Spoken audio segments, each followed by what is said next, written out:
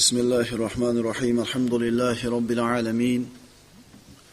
Wal aqibatu lil muttaqin. Wassalatu wassalamu ala sayyidina Muhammad wa ala alihi wa ashabihi ajma'in. Amma ba'd. Assalomu alaykum va rahmatullohi va barakatuh.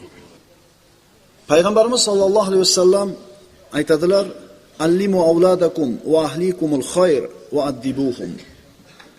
Farzandlaringiz va oilalaringizga yaxshilikni o'rgating, ularga odob bering. Musulmon erkak kishi qiyomat kunida o'zini qilgan amallari uchun javobgar bo'ladi, farzandlarni qilgan ishlari uchun javobgar bo'ladi. Chunki Alloh taolo Qur'onda: "Ey iymon keltirganlar, o'zingizlarni va ahllaringlarni jahannam o'tidan saqlanglar" degan. Kishi o'zini do'zaxdan saqlashligi qanchalik zarur bo'lsa, farzandlarini, oilasini saqlashligi, ularni tarbiya qilishligi ham shunchalik zarur bo'ladi. Kishi qachon o'zini oilasini isloh qiladi? Qachoniki uyidagi jufti, ayoli ham eri bilan bir xil fikrda, bir xil tushunchalarda bo'ladigan bo'lsa. Agar eri xotinning fikri bir, tushunchalari bir, maqsadlari bir bo'lsa, bu oila saodatli bo'ladi. Ayol o'zi farzandlarni ayollar tarbiyalaydi. Xohlaysizlarmi, xohlamaysizlarmi? Eriga rafiqa bo'lgan ayol. Rafiqa deganda nimani tushunamiz? Erini itoatida, erini shokalasida, namozxon, ro'zador, Robbisini yaxshi ko'radi, Allohning hukmida qoyim, uy ishlarini rioya qiladi, farzandlarning tarbiyasi bilan mashg'ul bo'lgan ayol. Bunday ayol faqat xotin emas, birodarlar. Erkak kishining haqiqiy hayotdagi sherigi bo'ladi. Bu eri fikri hayoli bir vodiyda, xotininiki boshqa bir vodiyda bo'ladigan bo'lsa, bu xonadonda qanaqa turmush bo'lishigini bir tasavvur qilib ko'rsa bo'ladi. Ko'chada yurib, o'zini o'tdan cho'qqa urib, tof kelgan narsasini bir kunda shunday sarflab qo'yib, nima qilay endi? Qilish kerak ekanda. Hamma qilyapti. Nima boshqalardan qolamizmi deydigan xotin emas. Erini holiga yetadigan ayol. Agar ayol kishi, birodarlar, yuksalsa iymonida, eri bilan dunyo qarashi, iymoni, fikri, idroki tenglashadigan bo'lsa, maqsadi bir bo'ladigan bo'lsa, bu oila albatta saodatli oila bo'ladi. Hozirgi kunda, birodarlar, hozirgi dunyoda til bilan aytganda, xotin faqat uydagi xizmatkor emas. Haqiqiy erini hayotdagi sherigi bo'lishligi kerak. Uy bir ovqat qil, eshik tozala, iymondan bexabar, dindan bexabar, o'y fikri, dunyo. Bunaqa ayoldan er zerikadi. Bunaqa ayoldan er zerikadi. Er ham, ayol ham bir-biridan zerikadi. Bunaqa xonadon hech qachon saodatli bo'lmaydi. Shuning uchun, birodarlar, farzandlarning tarbiyasidan avval ayollarning tarbiyasiga e'tibor qaratishlik kerak bo'ladi. Er xotinni o'rtasi qachon isloh bo'ladi? Qachon ular o'rtasida intifoqchilik, bir-birini tushunishlik bo'ladi? Qachon? Shu to'rt tomoni tekis, mikrovalnovkasi bo'lsa, hammom alohida bo'lsa, darvozaxonasi kafil bo'lsa, yana qanaqa? Shumi? Er xotinning o'rtasida qachon ulfatlik paydo bo'ladi? Qachon ular o'rtasida bir unus paydo bo'ladi? Allohni tanisa. Ishonavering, agar er xotin Allohni bir xil taniydigan bo'lsa, bu xonadonda albatta saodat bo'ladi. Endi dunyoviy farovonlik bo'lgan uyda saodat bo'ladi. Hamma yo'g'i tekis bo'lgan oilani, bolalarini tarbiyasi yaxshi bo'ladi deyilsa, bu noto'g'ri bo'ladi. Noto'g'ri bo'ladi. Chunki dunyo matohi, birodarlar, senga doim xursandchilik berib turadigan narsa emas. Boshqacha qilib aytamiz, senga doim xursandchilikni berib turadigan moddiy narsani o'zi yo'q. Masalan, mikrovalnovka berasiz, xursand bo'ladi, 5 kundan keyin oddiy holat. Kirib yuvadigan mashina olib berasan qimmatroqidan, xursand bo'ladi, bir hafta, keyin unga ham ko'nikib qoladi. Ha, uy olib berasan. Uy olib berasan varanglagan. Teringga sig'maysan, ayoling ham xursand. 1 yildan keyin nima bo'ladi? Boboyida yo'q qoladi. Mashina sotib olasan, bir hafta uxlamaysan, quvonching cheki yo'q. Bir haftadan keyin nima bo'ladi? Nima demoqchimiz? Sizga doim xursandchilik berib turadigan dunyoviy dunyo matosi yo'q. Hamma narsadan odam zerikadi. Demak, dunyo matohi bilan xursand bo'lishlik bu vaqtincha narsa. Ammo oiladagi saodatni davomiy qiladigan narsa Allohni tanish, Allohdan qo'rqish. Ayolingizga qarab qachon quvonasiz? Robbingiz hukmida qoyima ekanligini ko'rganda quvonasiz. Avratlarni yopib yurganda uni ko'rib quvonasiz. Qizlaringiz onasini ko'rib, mana shunday bir mo'mina bo'lib katta bo'lishligi kerak ekan degan tushunchada qizlaringiz katta bo'layotganini ko'rganingizda quvonasiz. Allohdan qo'rqayotganligini ko'rib doim quvonasiz. Yoshligida ham, qariganida ham. Ammo agar kelinda faqat tashqi ko'rinishiga qarab quvonayotgan bo'lsangiz, kuyov bola, yangiligida kelin yirqiraydi, yiltiraydi. Kiyimlari yangi, qaddi-qomatlari tekis, o'zi yosh. Agar faqat tashqi ko'rinishiga qarab turib, tashqi ko'rinishiga qarab quvonadigan bo'lsangiz, bu ham nima? Bu ham vaqtinchalik narsa. Demak, birodarlar, xonadonimizda qachon saodat bo'ladi? Qachon ayolimizga ko'zimiz tushganda quvonamiz? Qachonki ayollarimiz Allohni tanisa. Allohni tanisa.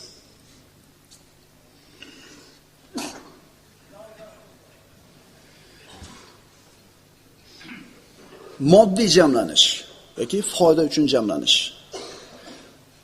Birov-birovga uylanadi, birov-birovga turmushga chiqadi, dunyosini havas qilib, dunyosini ko'rib, uyini, moli dunyoni topib tutishini qarab turib, qizini beradi yoki falonchini qiziga uylanadi.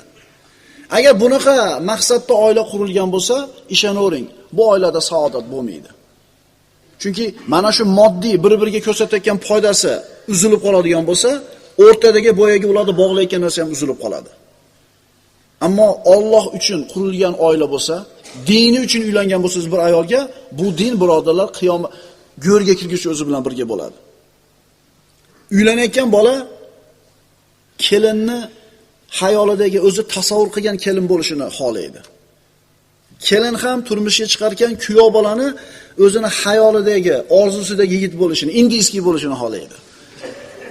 Doim meni qo'lida ko'tarib yuradi, doim meni sizlab gapiradi, o'pib erkaladi, xullas boshida ko'tarib yuradi deydi. Hayolida.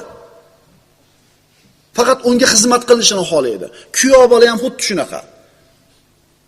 Lekin vaqt o'tishi bilan mana yangi uylanganlarimiz kulyapti. U ham bu narsa bitta narsani talab qilyapti, bu ham bitta narsani talab qilyapti. Biri ikkinchisini xizmatini qilishni hech qaysi xayol keltirmayapti. Faqat menga xizmat qilinadi, deyapti. Ine qarabsizki, 1 yil yarim yil o'tgandan keyin to'qnash bo'ladi. Ine kelishmovchiliklar paydo bo'ladi. Erkak kishi, birodarlar, qaranglar-da, hali farzandlar haqida gapirmayapmiz.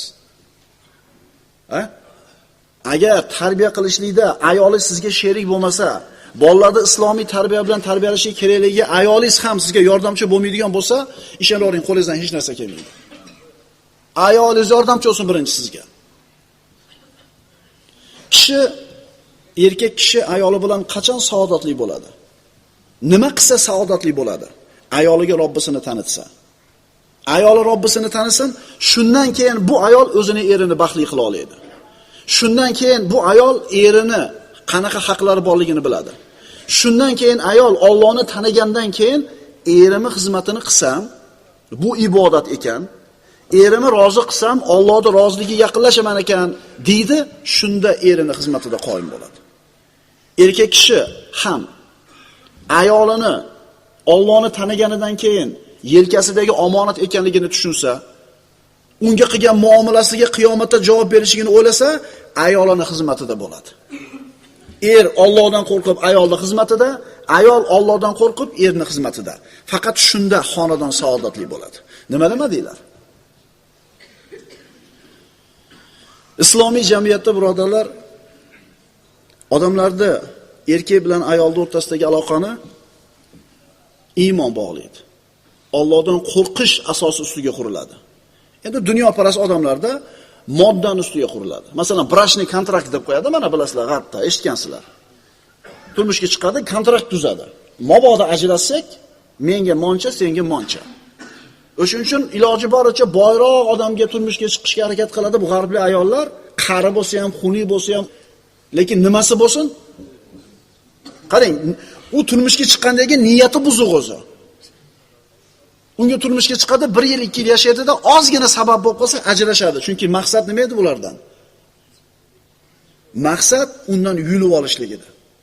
Ammo musulmon ayol musulmon erkakka tegar ekan, musulmon erkak musulmon ayolga uylanar ekan, Allohning roziligini o'ylab turib turmush quradi. O'shuning uchun ukalar, ajrashishlik nihoyatda ko'p. Ajratib olishlik ham nihoyatda ko'p. Arzimagan sabab bilan onalar arzimagan dunyoda latta-luttasida 1-2 og'iz sassiq gap uchun oilani shart buzib tashayapti. Mana kecha bittasi shikoyat qilib keldi. Kelinim yashayman deyapti. Kuyoyam yashayman deyapti. Ikki tomondagi xotin unamayapti. Endi bu xotinlarni erlari tarbiyalaganida turmadi. Qizi yashayman deyapti. Qizi ketaman desa ushlab turishib kelmadi, majbur.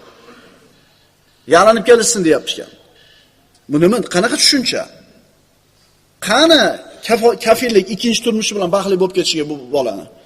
Bu turmushga chiqib ko'rgan juvonda bir olishligiga qani kafillik? O'shuning uchun birodarlar, farzand tarbiyasidagi birinchi qiladigan ishimiz ayollarda tarbiyasi. Ayollarda tarbiyasi. Erkak kishini hayotida qiladigan eng yaxshi amali bilasizlarmi nima? Pul topib, chek olib, o'g'illariga imorat solib, uylab joylab, to'r yog'ini taqilib ketishi. Bu bizning tushuncha shunaqa. Va mana shu narsani yo'lida umr sarf bo'lib ketyapti. Ikkita bo'li bordi, uylab bittasini eshikdan chiqardi. Bo'ldi, endi bemalol ibodat yo'q. Yana pul topish kerak. Shehlar nima bo'lib ketyapti? O'g'lim 2 ta o'g'li bor. Kichigida 3 ta bor. Birodarlar, musulmon odam rizq Allohdan deb iymon keltirgan bo'ladi. Siz o'lib ketsangiz hamchi, bolangiz o'sha rizqini, chekini topib tirishligini qilib ketaveradi. Erkak kishining hayotida qiladigan eng yaxshi amali bu farzandlariga odob berishi. Agar islom bilan tarbiya qilingan yigit, islom bilan tarbiya qilingan ayol bo'lsa, otasi ta'lim bergan bo'lsa, ayoli kasal bo'lib qolsa, bunaqa tarbiya ko'rgan yigit ayolini tashlab boshqa ayolga uylanmaydi. 10 yil, 20 yil xizmatingizni qildi, bir kasal bo'lib qoldi, xizmatingiz yaramay qoldi. Ablah bo'lish kerak. Shat uni qo'yib yuborib turib boshqasini olib ketishlikka. Nima demadinglar? Yoki ayol 20 yil, 30 yil eri bilan yashadi, eri bemor bo'lib qoldi, kasal bo'lib qoldi yoki pul topishga yaramay qoldi, kambag'al bo'lib qoldi. Tasavvur qila olasizlarmi? Shat erini tashlab ketib qolishligini. Musulmonlarning tushunchasida bu narsa umuman aqlga sig'maydi. Chunki Allohdan qo'rqadi musulmon odam. Xulosa, er ayolining xizmatini qilish va mana shunga sabr qilish bilan Allohga yaqinlashadi. Ayol ham erining xizmatini qilish va unga sabr qilish bilan Allohga yaqinlashadi. Agar shu qoida ishlasa oilada, bu oila albatta saodatli bo'ladi. Nima uchun aytdi bu gapni? Payg'ambarimiz aytdilar: "Allimu auladakum va ahlikumul khayr va addibuhum."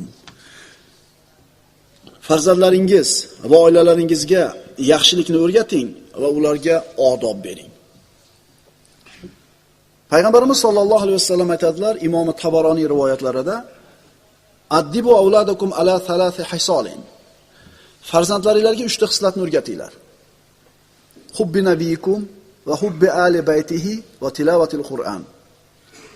Nabiyingizni yaxshi ko'rishga, uni oilasini yaxshi ko'rishga va Qur'on tilovatiga. Bolalaringizga 3 ta narsani o'rgatinglar. Payg'ambarini yaxshi ko'rsin, payg'ambarning oilasini yaxshi ko'rsin va Qur'on tilovatini o'rgatinglar.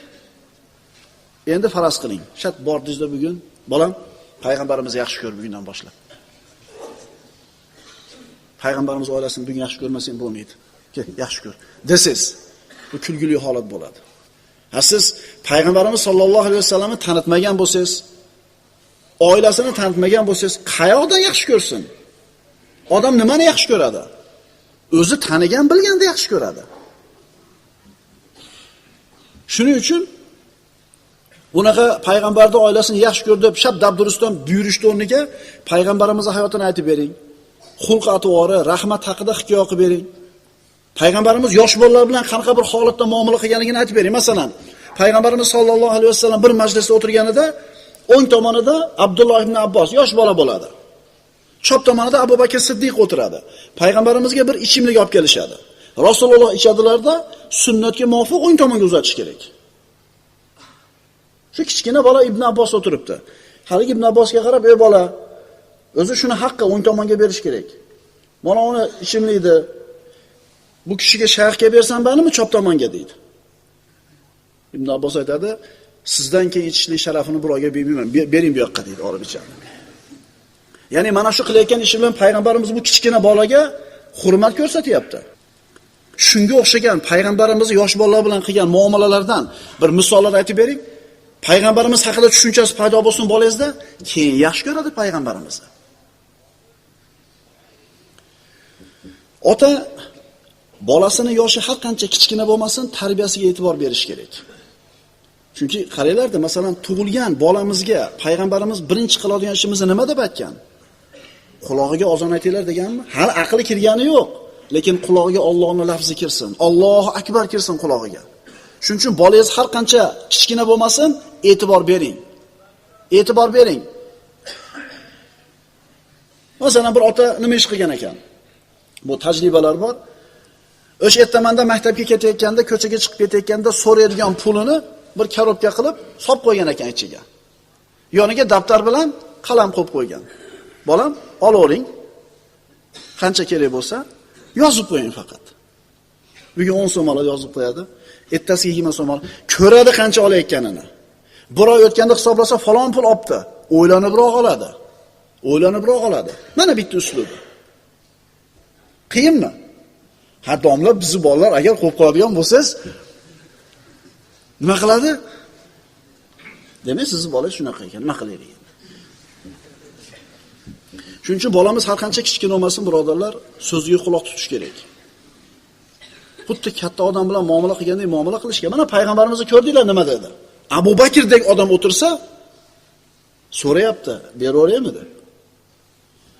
Shuning uchun farzandini o'qishi bilan qiziqish kerak. Nimalarda g'amida yuribdi, kimlar bilan do'st bo'lyapti? Bolamiz bilan o'zimiz o'rtamizda parda qilib olmaylik.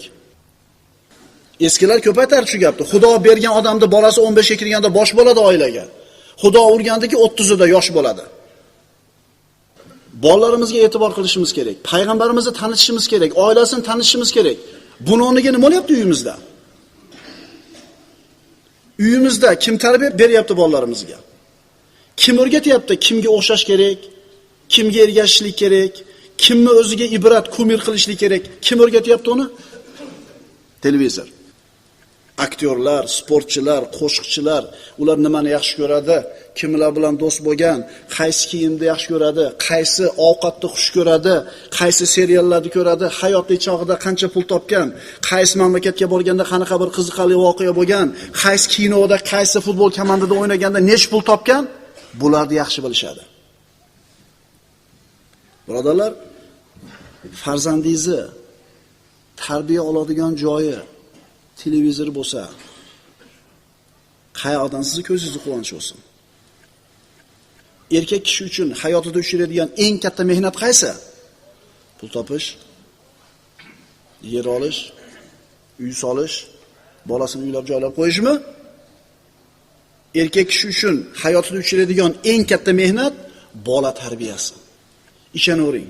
Bundan og'ir ish yo'q. Bundan og'ir ish yo'q. Bir kishi o'zini do'stiga shikoyat qiladi. Nimadan? Bolasini noqobilligidan. Nimaga shunaqa bo'ldi bilasanmi? Sen ekibla tashab qo'ygan eding. U daraxtni putamagan eding. Vaqtida dorisini bermagan eding. Vaqtida suv qo'y, vaqtida bir parvarish qilmagan eding. Xohlaganda o'sib qoldi bu daraxt. Kimda ayb? Bu yaqinda uylangan birodarlarimizga yoki farzandlari mayda bo'lgan birodarlarimizga bir juda ham muhim narsaki, farzand har qancha yosh bo'lmasin, uni ta'limi bilan shug'ullanishlik kerak. Payg'ambarimiz sollallohu alayhi vasallam aytdilar, farzandlaringizga 3 ta xislatni o'rgatinglar. Payg'ambaringizni yaxshi ko'rishni o'rgatinglar. Payg'ambarning oilasini yaxshi ko'rishni o'rgatinglar va nimani? Qur'on tilovatini. Yoshroq odamlar bilan o'tirib qolsangiz yoki quloq solsangiz so'ziga gapi faqat futbol haqida. Ya rahmat, yana ham artistlar haqida gapirmayapti bizkilar. To'lki futbol sen o'zingga bir ibrat kumir deyotgan sportchi yahudiymidi, nasroniymidi farqi bo'lmayapti odamlarga. Yana bachavozmidi, yo otasiga oq bo'lgan bir marazmidi farqi yo'q. Muhimi chiroyli futbol o'ynasa, chiroyli qilib uni reklama qilingan bo'lsa bo'ldi. Akalar, bu musibat bu. Musibat bu. Bu yosh yigitlarga eng zo'r narsa nima edi? Tarbiyasi uchun. Sahobalarning hayotini o'rganishidi. Bu sport, bu futbol akalar, sportda hamma turi ham sog'lom, salomat, baquvvat bo'lishlikning bir vositasi xolos, lekin maqsad emas hayotdagi. Maqsad emas. Kelinglar birodarlar, bugundan boshlab ibratni o'zimiz beraylik. Bugun oila kechki ovqatda mabodo o'tirib birga yesa, hammasi yig'ilganda. Mabodo yig'ilib qolsak dasturxonning ustida ona zamondan o'chirib qo'yaylik-da, ovqat yeb bo'lib turib, bugun bitta sahobaning hayotini gaplashaylik. Zayd ibn Horisaning hayotini masalan.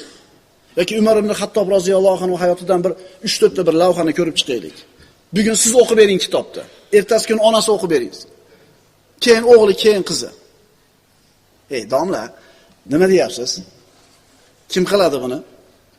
Bo'ladigan gapni gapiring. To'ppa-to'g'ri. Bu bo'ladigan ish emas bu. Bo'ladigan ish emas bu. Endi mana shu ish bo'lmaydigan bo'lib qolgandan keyin baloboni bolamdan shikoyat qilib. Hozirgi yoshlarda psixikasida meni tinch qo'yinglar degan narsa bor. Qaytaraman. Hozirgi zamonda suvini, havosini olib o'sayotgan yoshlarda meni tinch qo'yinglar degan tushuncha bor. Nima demadinglar? Qo'ylar. Chunki mana bu hozirgi berilgan ta'lim xuddi shu suvni beryapti. O'zi uchun yashaydi faqat. O'zi uchun. Qayerdan olyapti bu narsani? Musulmon odam o'zini uyini jannatdan bir parcha qila oladi uyini. Birodarlar, hayot har qancha qiyin bo'lmasin, turmush har qancha og'ir bo'lmasin, topish tutish zo'r bo'lmasin, lekin mana shu xonadonni jannatdan bir bo'lakka aylantirish mumkin. Nima bilan? Allohning hukmini qoyim qilishlik bilan. Oddiy ovqat, faqirona jihoz, faqirona uy. Agar bu oilada xotinni erga, erda xotinga qiladigan muomalasi, otani farzandlar bilan, farzandlarni ota-onalar bilan qiladigan muomalasi Allohdan qo'rqish ustiga qurilgan bo'lsa, hayotda har qanaqa mashaqqati bu xonadon uchun hech narsa emas. Ammo millionlagan pulga olingan uyning ichidagi jihozlari falon pul bo'lgan uy, agar Allohni tanishlik asosiga qurilmasa bo'lgan aloqalari, bu uy jahannamdan bir parcha bo'ladi. Uylar bor birodarlar, Qur'on tilovat qilinadi, 5 mahal namoz o'qiladi, baqir-chaqir bo'lmaydi, g'iybat shikoyat bo'lmaydi, televizor tagida kechgacha qolib ketishmaydi. Bu qanaqa uy? Alloh va Rasul yaxshi ko'rgan uy. Ayrim odamlar uylariga yozib qo'yadi, Allohumma barik hadal bayt. Parvardigor, bu uyni muborak qilgin, barakotli qilgin. Lekin namoz yo'q, ibodat yo'q, ertamandan kechgacha muzika, ertamandan kechgacha televizor. U bola uyida, bu bola bu uyda, har kim o'zini telefonini, planshetini, kompyuterini o'ynab o'tiradi. O'tirmaydi birlashib. Bunaqa yozuvdan 50 dan ilib qo'y. Alloh bunaqa uyga barakotini yog'dirmaydi. O'zicha hech kim o'zini uyini bunaqa deb o'ylamaydi. Ya meni uyim bunaqa emas deydi. To'g'ri, siz uyingiz bunaqa emas. Sizning uyingizda televizor ko'rilmaydi. Ko'rilsa ham faqat yaxshi narsalar ko'riladi. Har kuni oila a'zolari nonushtani birga qilasizlar. Kechki ovqatni birga qilasizlar. G'iybat shikoyat yo'q. Ona o'zarmonda o'chiq bo'ladi. Dadingiz har kuni kitob o'qib beradi. Har kuni bitta duoni birgalashib, takrorlab o'rganasizlar. Ha, sizlarning uylar unaqa emas. Sizlarning uylar zo'r. Shunaqami? Astagfiru billah. Qad aflahal mu'minun alladhina hum fi salatihim khashi'un valladhina hum 'anil lagwi mu'ridun. Dar haqiqat mu'minlar najot topdilar. Ular namozlarida bo'yin eguvchi kishilardir Ular behuda foydasiz so'z va amallardan yuz o'girguvchi kishilardir. Birodarlar, uyimiz siz bilan biz uchun bir muqaddas joy bo'lishi kerak. Bu uyimizda gunoh ma'siyatni qilinishiga yo'l qo'ymasligimiz kerak. Ovqatlanib o'tiribmiz, Allohning zikri bo'lsin. Uxlayapmiz, yotishda Allohning zikri bo'lsin. Kiyinyapmiz, Allohning zikri bo'lsin. Gunoh ma'siyat bo'lmasligi kerak. Chunki qiyomatda javob beriladi bu narsaga. Dunyoda bo'layotgan, musulmonlarning boshiga yog'ilayotgan musibatlarni birortasini daf qilish qo'limizdan kelyaptimi? Dunyoda bo'layotgan musibatlarda musulmonlarning boshiga kelayotgan birortasini to'xtatishlik qo'limizdan keladimi? Bizning qo'limizda hech narsa yo'q. Faqatgina oilalarimiz bor. Agar oilamizni isloh qilsak, farzandlarimizni payg'ambarimiz aytganda tarbiya qiladigan bo'lsak, demak mana shu musulmonlarning boshiga kelayotgan balolarni daf qilishlikka qilgan eng katta ishimiz shu bo'ladi. Endi birochi bolani tarbiya qilmadi, buyurmaydi-da. Har qanday jamiyatga rostgo'y, omonatdor, birodar haqqini yemaydigan farzand har qanday jamiyatga kerak. Halol, vijdonan ishlaydi. Kim o'ldi, o'chdi, bo'lib ketishni xohlamasa, bolalarini tarbiya qilsin. Kim o'ldi, o'chdi, bo'lib ketishni xohlamasa, farzandlarini tarbiya qilsin. Bir odam farzandi ulg'ayganida Allohning yaxshi quli ekanligini ko'rsa, haromdan uzoq bo'layotganligini, Allohning buyruqlarini bajarayotganligini ko'rgan bo'lsa, shuni ko'rsa, shu farzand milliard so'mdan ham afzal bo'ladi bu ota uchun. Chunki siz o'lib ketgandan keyin qoldirgan dunyoyingizga javob berasiz. Ammo mana shunday farzand qoldirib ketadigan bo'lsangiz, orqangizdan ajr bo'ladi. Qaytarib aytamiz, farzandini toatda, ibodatda, istiqomatda, taqvoda ko'rib o'tishligi kishini, demak bu odam tirik bo'ladi. Chunki farzand otasining davomchisi bo'ladi. Zamonimizda katta bir jomiyani imom vafot etdi. Oradan bir qancha vaqt o'tib, uni o'rniga o'g'li imom xatib bo'ldi. Otasi qilgan ishni davom etkizdi. Demak bu ota o'lgani yo'q.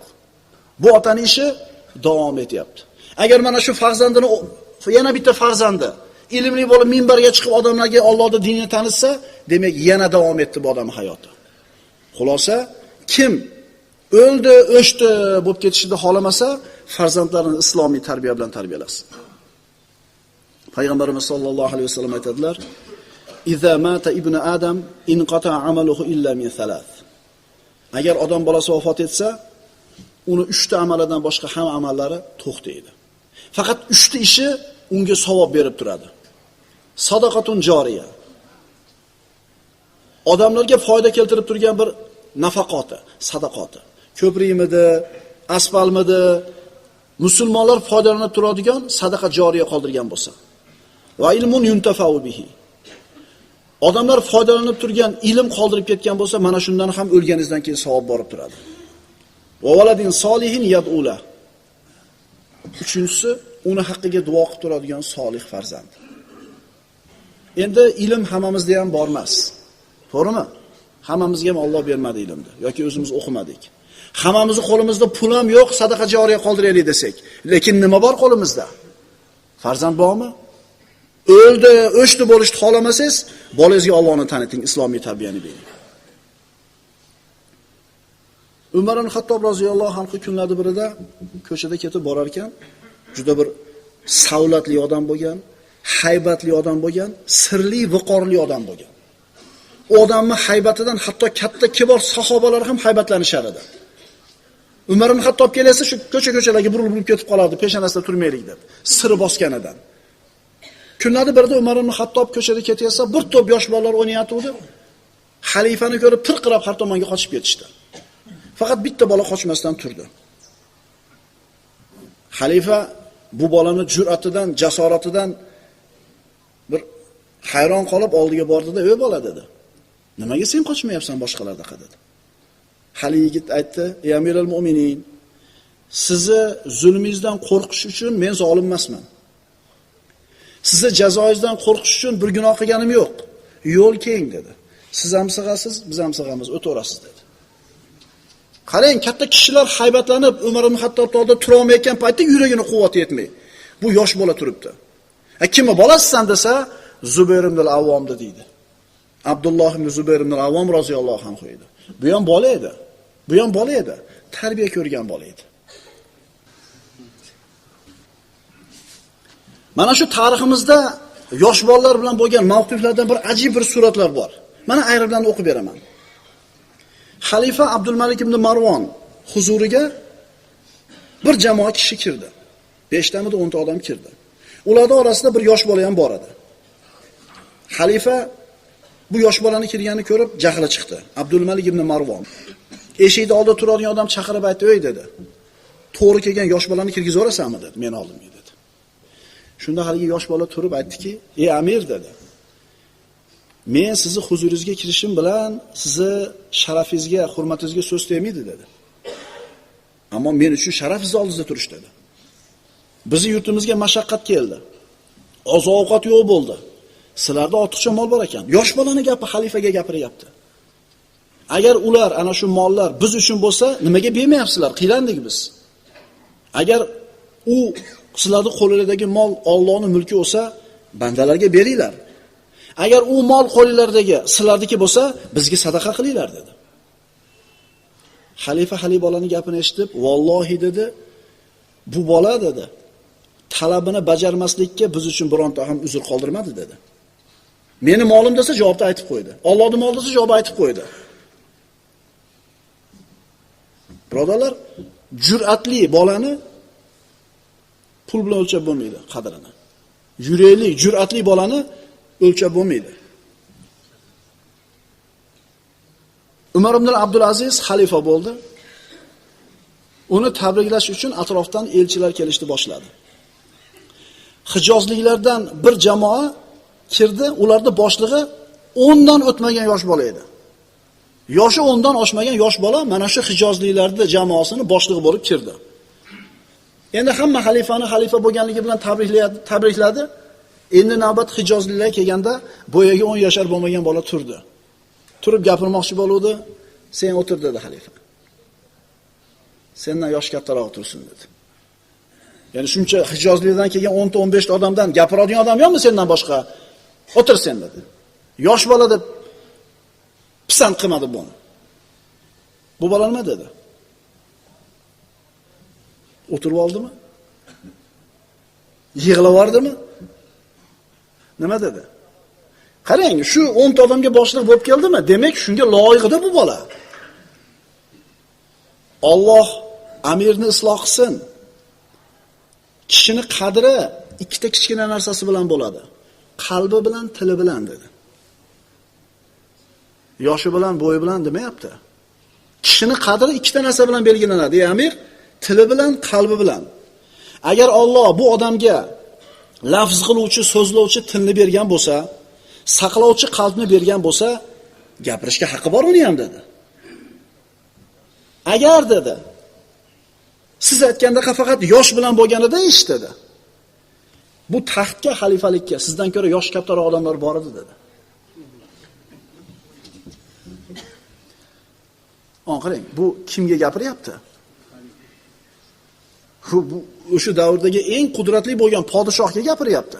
Agar siz aytganda faqat yosh bilan bo'lganda odamning qadri, bu taxtga sizdan ko'ra haqliroq yosh katta odamlar bor edi deyapti. Insonning qadri qalbi bilan, tili bilan deyapti. Qiymati.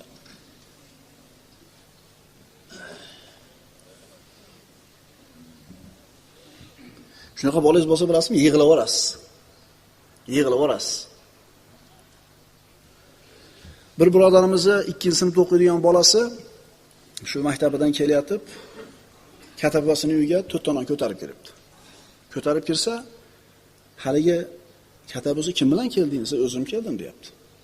Nonni kim bersa, o'zim oldim deyapti. Nimaga desa, har safar dadam kelganda 4 ta non ko'tarib kirardi deyapti. Nima degani bu? Kimdan o'rgandi buni? Agar kirib turib, otasidan enasidan pul yo'mirib chiqib ketayotganini ko'rganda, kirib turib nima qilardi bu ham?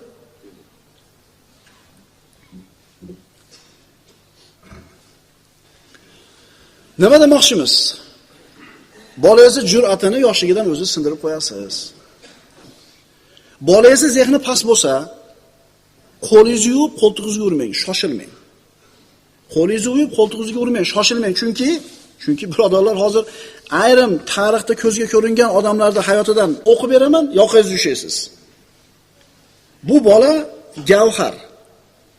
Turpoqning ichidagi toshning ichidagi gavhar, buni kavlab olishlik kerak. Undagi qobiliyatlarni ko'rish kerak, o'rganib chiqish kerak, buni rivojlantirishlik kerak. Zehni past bo'lsa bo'ldi, bu odam bo'lmaydi demang. 1 yil sabr qiling, 2 yil sabr qiling, sizni bolangiz bu. Orqangizdan sizga duo yuboradigan, sizga savob jo'natadigan bola. Qo'lingizni etdi yuvolmang bolangizdan. Qarang, Isak Nyuton kim bo'lgan? Fizikani asoschilaridan bo'lgan. Shu Isak Nyuton birodarlar sinfidagi eng oxirgi qoloq o'quvchi bo'lgan ekan. Sinfdoshlardan bittasi qattiq urib qo'yganda, kuchi yetmay kaltayib, alam qilganidan aytgan ekan: "Men seni ilm bilan yengaman." degan ekan, shu iqtidor ochilib Isak Nyuton bo'lib ketgan. Albert Einstein zamonaviy fizikaning asoschisi. Einstein mana Nobel mukofotlarini olgan, 4 ga kirganda tili chiqqan ekan. 4 ga kirganda, 7 yoshga kirganda o'qishni o'rgangan. Tengqurlaridan keyinroq maktabga borgan. Yomon o'qigan. 15 yoshida umuman gimnaziyada o'qiy olmadi deb haydab yuborilgan. Nima deysizlar? Beethoven. Kim bu? Shu odam mana geniylardan deyiladi. Muzika dunyosining geniylardan deyiladi. Daholaridan endi bizning tilda. Yozishda orfografiya xatolarni mingta qilgan ekan. Ko'paytirish bilan bo'lishdi, umrining oxirigacha o'zlashtira olmagan ekan. Matematik talant bo'lmagan, ammo bu tomondagi talanti bo'lgan. Dunyo tan olgan Anton Pavlovich Chekhov. Kim bo'lgan bu? Chekhov yaxshi o'qimagani uchun sinfida 2 marta qolgan. Bitta sinfda 2 marta qolgan, yaxshi o'qimaganligi uchun. Akademik Korolyov. Kim bo'lgan bu? Sovet kosmonavtikasining asoschilaridan. Naq 3 bahoga o'qigan ekan. Qaranglar, akalar. Qaranglar, shunaqa bir odamlar chiqqan ekan dunyo maydonida, bir nom taratgan, ko'zga ko'ringan odamlar. Agar bularni ham kimdir shunday bu odam bo'lmaydi bu deb turib, qo'lini yuvib, qo'ltig'iga yurib qo'ysa, nima bo'lardi? Shuning uchun noumid bo'lmanglar, akalar, ukalar. Rizqini har qanaqasiga topib yeydi. Ilm yo'liga targ'ib qilinglar bolalarni. Ehtimol shunday bir karomat egalari chiqib qolar farzandlarimizdan. Haqiqiy baxtsiz odam kim? Haqiqiy baxtsiz odam ko'chadagi omadsizligini, ko'chadagi badbaxtligini uyiga ham ko'tarib olib keladigan odam.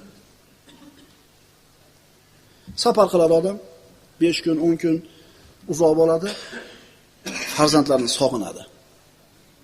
O'g'lini sog'inadi, qizini sog'inadi. Alloh taolo siz bilan bizni mana shunday qilib yaratgan.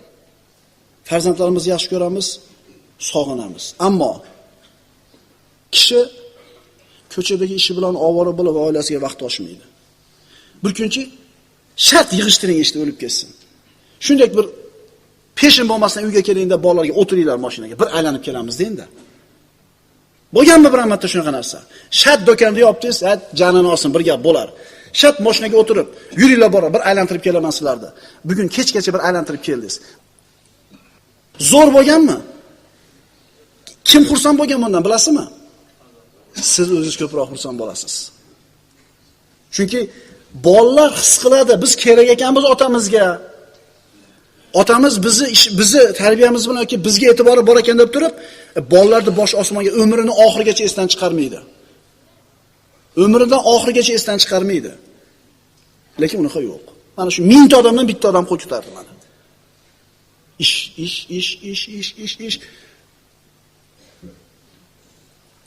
To'rtta devorning ichida o'tiribdi.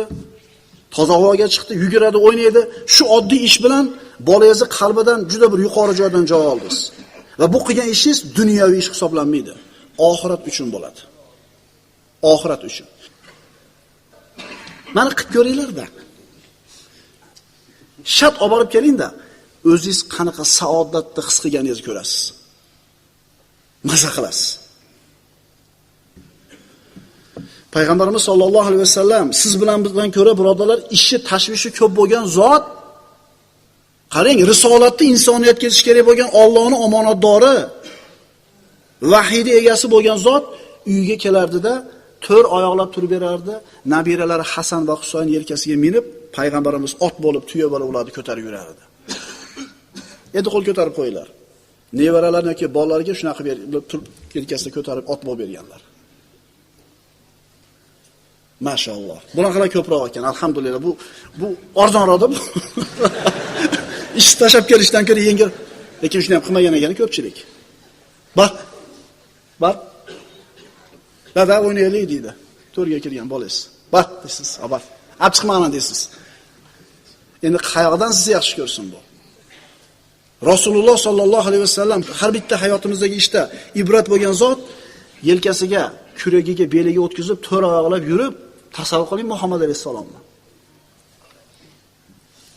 Ni'mal jamalu jamalukuma, ni'mal hamalani antuma.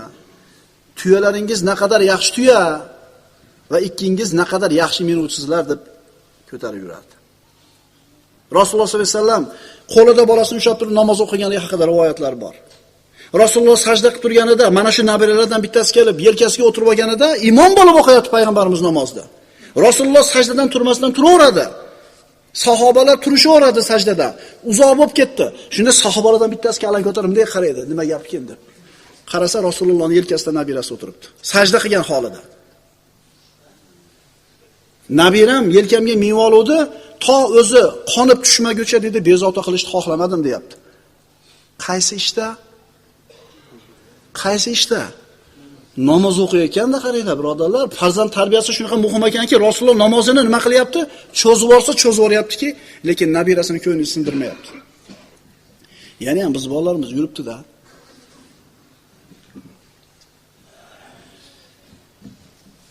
Meni bir birodarim bo'lardi, Alloh rahmat qilsin, o'tib ketdi. Otasi sizlab gapirardi shu bolam.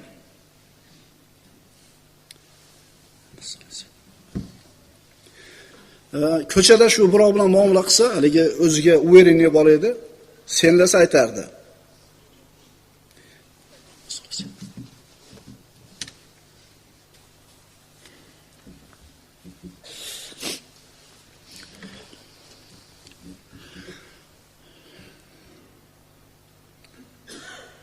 Meni senlamang dedi.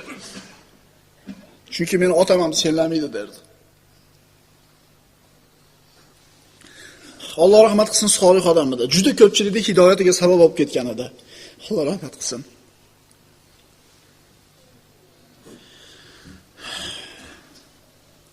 Biz nimaga chaqiryapmiz? Biz har bir uy musulmon odamning uyi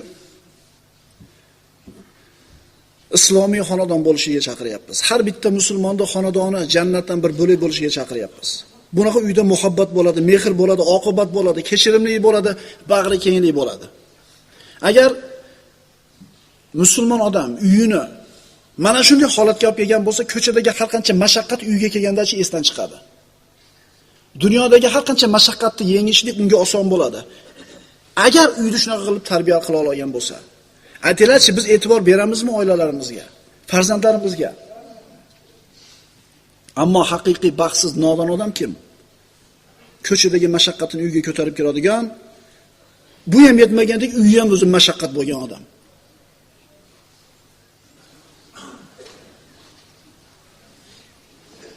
Musulmon ota, musulmon erkak farzandlarining orasida adolat qilishligi kerak. Ittaqulloha wa'dilu bayna avladikum. Imom Buxoriy va Muslimdan keltirilgan hadis. Payg'ambarimiz aytadilar, Allohdan qo'rqinglar, farzandlaringiz orasida adolat qilinglar. Allohdan qo'rqinglar, farzandlar orasida adolat qilinglar. Allohdan qo'rqishlikdan keyin zikr qilinayotgan ish nima bo'lyapti? Farzandlar o'rtasida adolat qilishlik. Bu mayda ishlarda, tabassum bilan qarashda, sizlab muomala qilishda, o'pib erkalatishlikda, tabassumda. Bitta bolangizni boshqalardan ko'ra ko'proq yaxshi ko'rishingiz mumkin. Bunga gunohkor bo'lmaysiz. Kenjasimidi, kattasimidi, o'g'lingizmi, qizingizni, xullas bittasini ko'proq yaxshi ko'rishingiz mumkin. Bunga gunohkor bo'lmaysiz. Lekin tashqarida shuni bildirib, buni boshqalardan ko'ra ajratib, narigilarni yerga tushirib qolgan bo'lsangiz, mana shu narsaga gunohkor bo'lasiz. Chunki bittasini erkalatib, po'palab, ikkinchisiga qattiq gapirganingizda, ikkinchisini dilini cho'ktirib qo'ydingiz. Umrining oxirigacha esdan chiqmaydigan ish bo'ldi.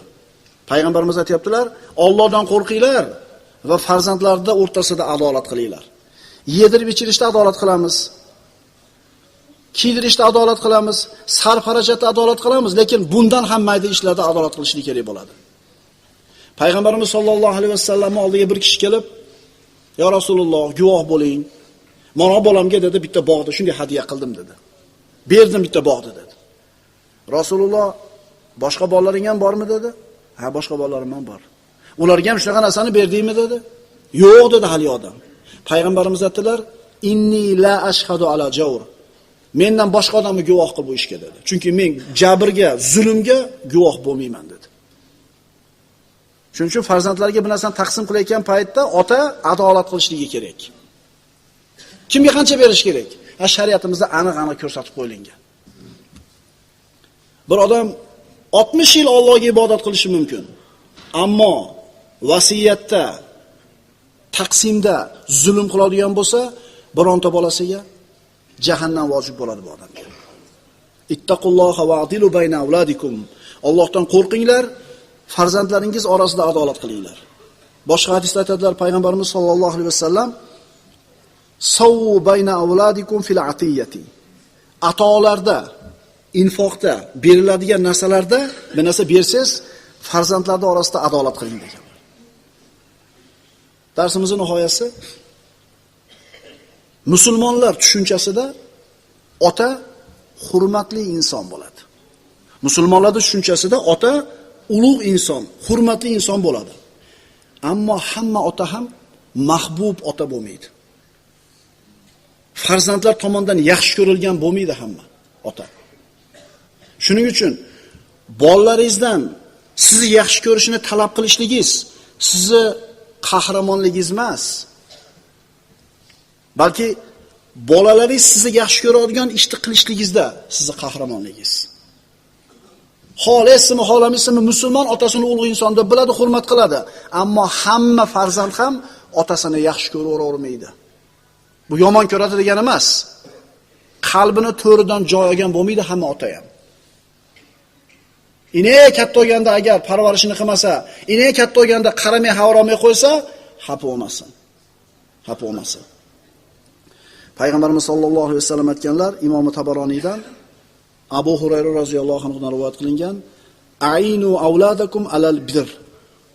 Ainu avladakum alal bir. Farzandlaringizga bir yaxshilikka yordam beringlar.